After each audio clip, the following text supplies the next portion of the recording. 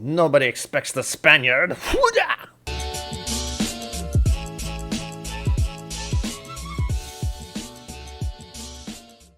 Welcome once again to KIllco. I feel weird having to say an introduction every time when I know these are coming out day after day after day. But that's fine. It's fine. It's totally normal. Today we're trying something that's actually called The Story of the Spaniard. And I wish I could get this to focus properly. Lighting's being weird. But I have to admit, Compass Box makes some amazing labels. This is just a sample. And it has this wonderful, I guess, the Spaniard hanging out on the front. It looks like Merlin or Gandalf. Anyway, let's get down to the drinking, shall we?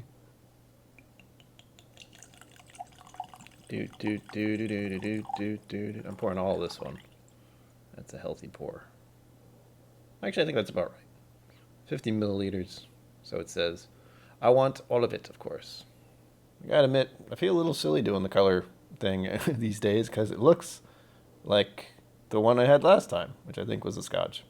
I'm starting to lose track. But yeah, a very faint goldenish color. Some would call this, hay or straw colored. Straw sounds right to me. We'll say straw. It's straw colored. On to the nosing. Ooh, gosh. Okay. Fruity and musty, much like the last one I had yesterday. But not as prominent with that funk. There's more fruit notes. This has got to be a malt thing. I don't know what it is. And I hate saying I don't know what it is every time. But for whatever reason with scotches, it seems like if it's a malt, I get this bizarre funk. I want to say, I don't know why, but lately I want to say pears, and I don't remember when I had a pear. I don't even know if I've ever actually eaten a pear. But I guess maybe I've had a candy that tastes like a pear once, and that's probably one I'm thinking of. Sweet as well. What's funny is it seems like there's a... could be my imagination, but there seems like there's a thread of peatedness in here. Just a little bit. I can barely tell, but it seems like it's there to me, and I don't know why. But mostly malt funk, I think. And those fruit notes. And the sweetness. Basically like every single Scotch I have, almost. I like it, though. It's different. It's interesting. And, when I've been drinking so many bourbons, I wonder if, now that I'm starting to do back-to-back scotches, I'm going to start finding more and more of the same. And each of them, I have a feeling that's the case. To the palate.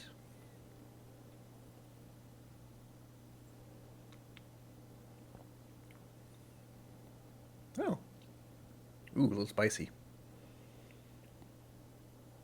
Not a lot in the flavor department for me, but I did eat something not long ago. I drank some water. But there's a little bit of citrus. It seems kind of... how do I put this? I don't want to say thin or watery, but it's not quite the texture I expected at first for the smell of it. And oddly enough, I can just say it kind of felt cool when I first took that sip. Getting a little bit of pepper on the end. It is a little oily, I guess, because it's sticking. But it didn't feel that way at first.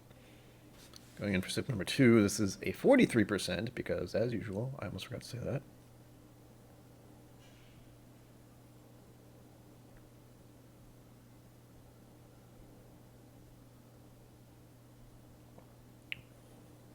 That was better. Oh.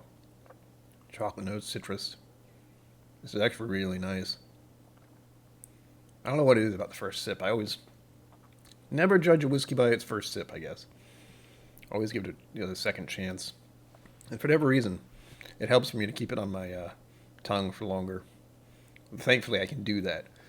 I have a feeling there are plenty of people who are just unable to handle alcohol in your mouth for very long. Funny enough, I didn't get a burn. Not that I noticed. Interesting. I don't know why that is. There's something slightly medicinal about this, too. But only slightly. And again, that might just be the peat thing, which, again, I have a feeling it's my imagination, but we'll find out at the end of this, hopefully. I have to say this is enjoyable. It's spicy too. Not hot spicy, but it's got those, the thing I've been getting a lot of lately. I don't know if it's the time of year or what, but I get this cinnamon, almost a gingerbread thing, oddly enough. It's also making me think of that orange chocolate, which is good. And maybe I'm getting the heck the name of that? Star anise or something? Something that goes in mulled wine and sometimes you stick it in oranges. I can't remember what it is. I don't even know if that's what I'm tasting. I don't remember the last time I had any of that. But as far as preference, this is the kind of scotch I seem to like as something that's not peated. Well, that was enjoyable for me. Let's go on and find out some more vocabulary and find out a little more about this whiskey, shall we? Again, link is down below for the app I used to find this information. All right. So there's actually a lot of wording on this one, and I want to almost read it, but I feel like I'd be reading a bit of a story there. I think that's part of why I want to read it. We'll go with the community stuff first. Nose profile is pretty blunt. It says sherried, honey, and peach. I realized earlier today my reference for honey is Honey Nut Cheerios, which is why I just say sweet.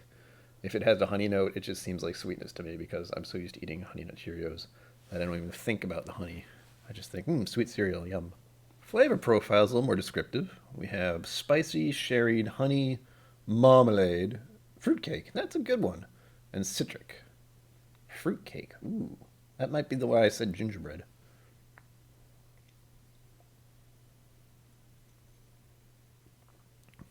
Yum. Yeah.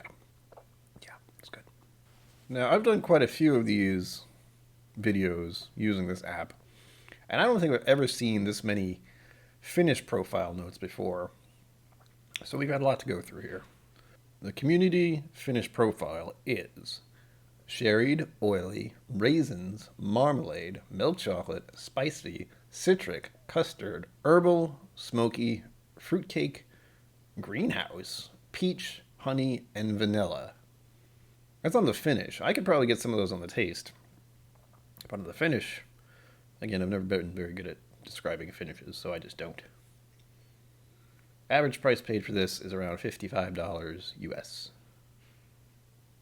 On to the official overview. Scotland Highlands, so different. It's not a Speyside, surprisingly. ABV 43%, type blended malt Scotch, age no age statement. Official taste. Full, soft, and sumptuous on the palate, with notes of citrus, peel, red wine, and spices. Yay. Official finish. The finish is long with hints of rich vanilla, pina colada, I think that's how I say that, ripe berries, and cherries. Ooh, I like the addition of cherries. Usually I get cherry notes off of bourbons. But there's a fruitiness to this, and I'm getting a lot of spices and such, so hey, that can be in there. As for the rest of this, I don't know if I should read this. It seems very long, and it's going to make this video longer, but it looks interesting, and I haven't read it yet. See if I can handle this. A long time ago, a friend and I journeyed through the south of Spain, stopping by every little village bar we could.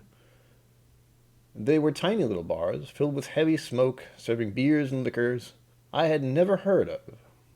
In one place, an elderly man took it upon himself to teach us about the local sherry wines. They captured my imagination with their nutty, saline character and tremendous spectrum of styles.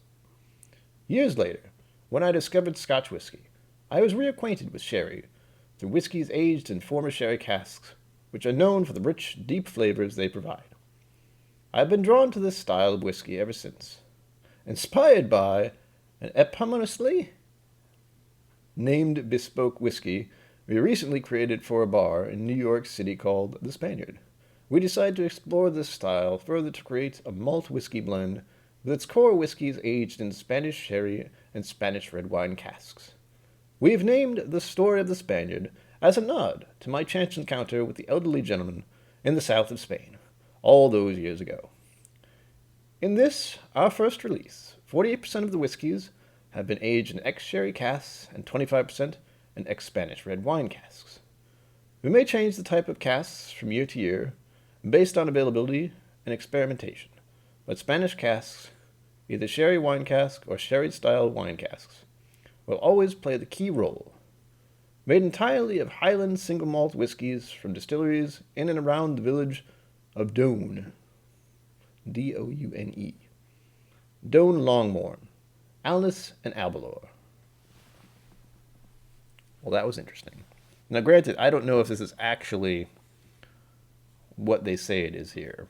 It has an old man on it, but I don't know if this is the first release, which is what came up on my Whizzky app.